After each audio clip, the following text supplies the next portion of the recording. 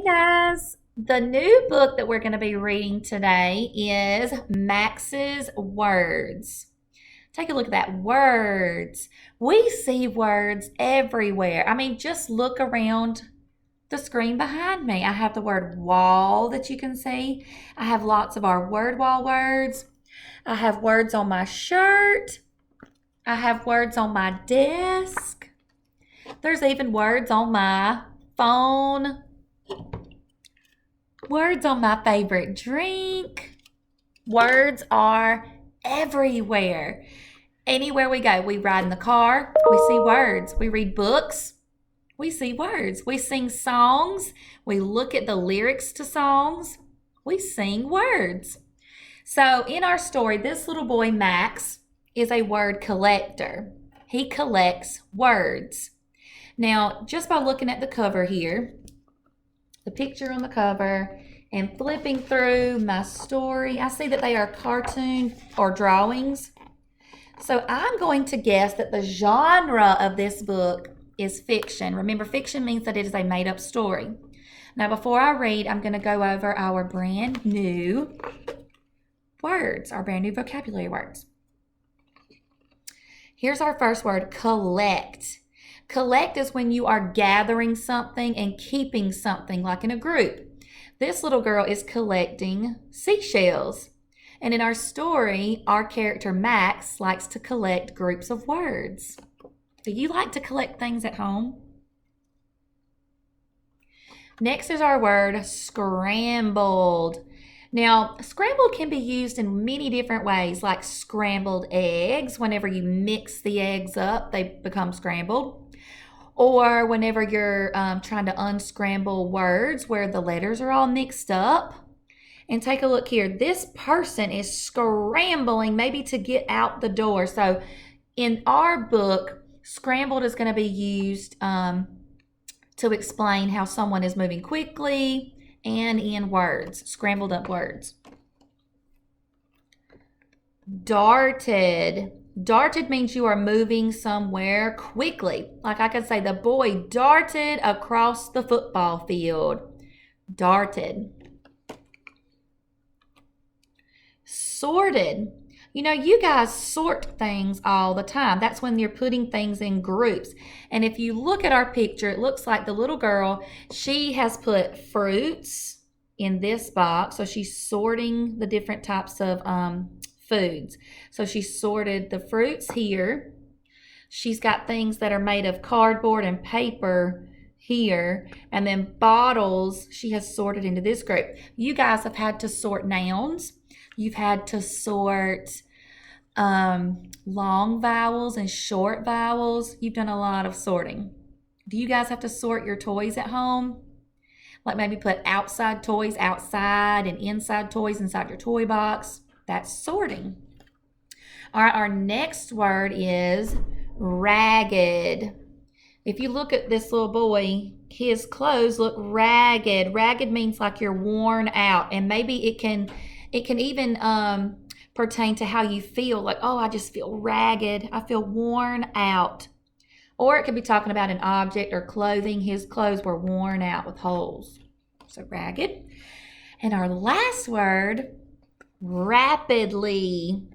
This car is getting away rapidly. That means they're going fast. But check out this word. Remember in the song, if it's a long word, say E. Rapidly. Take a look at that word. Goodness, guys, I've got hiccups.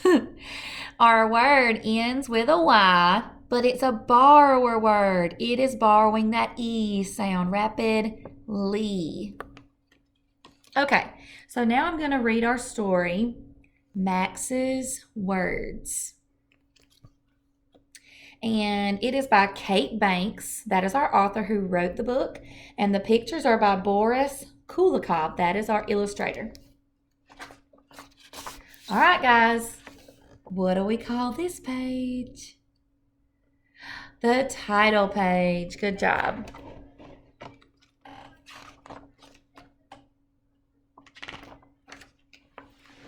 Max's brother Benjamin collected stamps.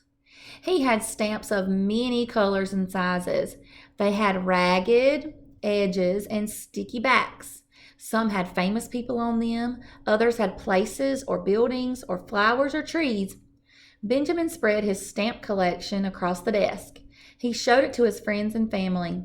Everyone admired it. Max said, "Can I have a stamp?" "No," said Benjamin. So his brother collects stamps. So he has a big group of stamps. My dad collects stamps. He has a big stamp collection. Max's other brother, Carl, collected coins.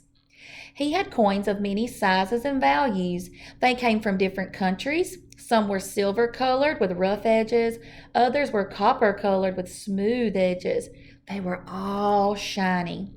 They had people and buildings on them and the year in which they were made. When Carl showed them around, everyone admired them too. Max said, "Can I have a coin?" "No," said Carl. So one brother collects stamps, the other collects coins from all over the world. That's a pretty cool collection. Max wanted to collect something, but he wasn't sure what. He gave it some thought.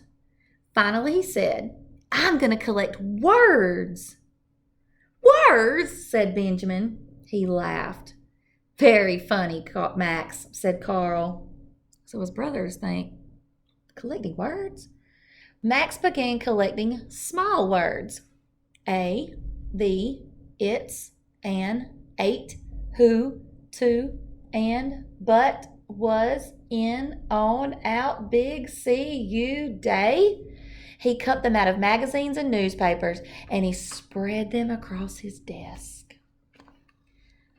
That's pretty cool, actually. He's using things around the house like magazines and newspapers to collect and cut out words. Pretty soon, Max found bigger words. Hungry, asked, through, alligator, crocodile, hissed. He cut them out and added them to the others. Max's collection grew rapidly, so it grew quickly. Look at all the words he's cut out. Max collected words that made him feel good. Park, baseball, dogs, hugs. And all of these words so far have been nouns right here, like a park. What would that be? A person, place, or thing, or animal? A place. What about baseball? A thing. Dogs. Animal. He collected words of things he liked to eat. Bananas, pancakes, ice cream. He collected words that were spoken to him. Good morning. Goodbye. Go away. So look, he has bananas. He collected pancakes, ice cream. There's the word go away, good morning. He collected his favorite colors, green, blue, brown. Max opened the dictionary and found words he did not know. He copied these on small slips of paper. Slithered, iguana. You know, I like to do that too. Words that I find in books or words that I hear in a movie or on TV shows or maybe in a song that I'm not sure about, I can write them down or I can remember them in my head and I look up what they are. What does this word mean? So he's collecting words that he doesn't know too. "What are you doing, Max?" asked Benjamin. "Let me see," said Carl. Max's collection grew too big for his desk, so he spread out his words on the floor. He separated them into neat piles.